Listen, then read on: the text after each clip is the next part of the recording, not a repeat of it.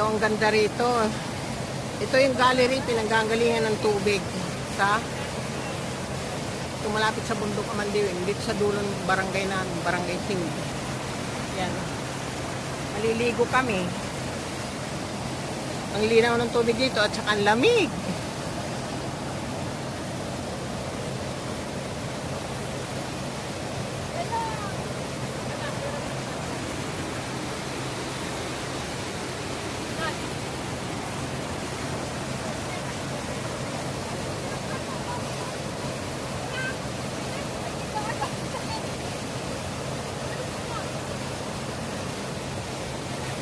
Ayan, napakaganda, napakalinaw, ang lamig ng tubig.